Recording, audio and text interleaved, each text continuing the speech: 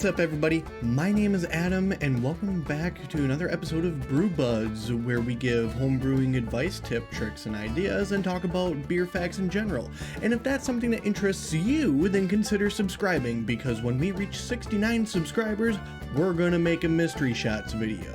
Today we're looking at another Irish ale, this one still very much produced in Ireland. That beer is Smithwick's. And if you enjoyed this video, what I'd like you to do is go over to the like button, and I want you to hand it a shovel and ask it to dig a 6-foot deep hole, and then as soon as it finishes, I want you to then execute the like button. More of that coming up.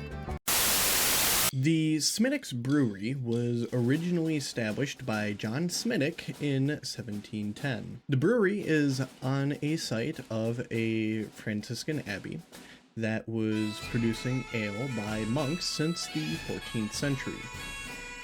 At the time of its closure, it was the oldest operating brewery in Ireland. Today, the site has been turned into tourist attractions to give the Smithwick's experience. And now up to this point, you've probably noticed that the spelling of Smithwick's and how you pronounce it have been somewhat different.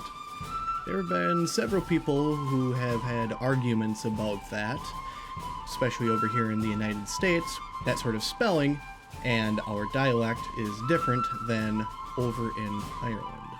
So all of you out there who are calling it Smithwick's, you're wrong. It is pronounced Smithwick's. In 1965, the Smithwick's brewery was purchased by none other than Guinness. One of the things to note about Smithwick's is that it is the most popular ale over in Ireland. This is partially due to it is cheap and it is good. However, it was not until the 1980s that Smithwick's was actually being exported out of the Ireland, UK kind of area. In the 1980s, they started to export to France. In 1993, it became the #1 imported draft ale into Canada.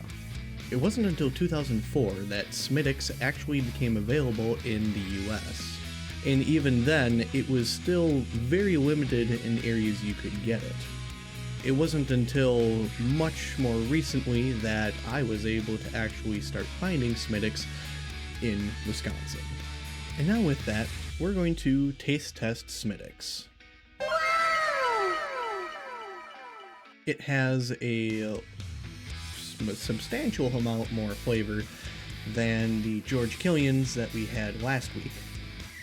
Put a little link for it up over here. It is very smooth, very good, and while it is much more flavorful, it is still very light bodied.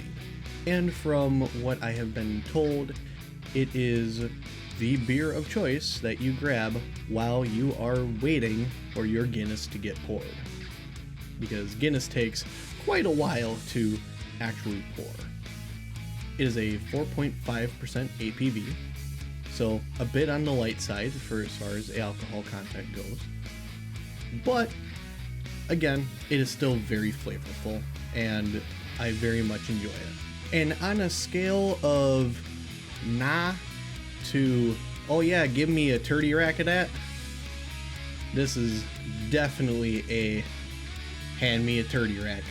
And if you enjoyed that video, then how about you check out some of our content over here, or perhaps some of these videos over here. And as always, we will see you next time.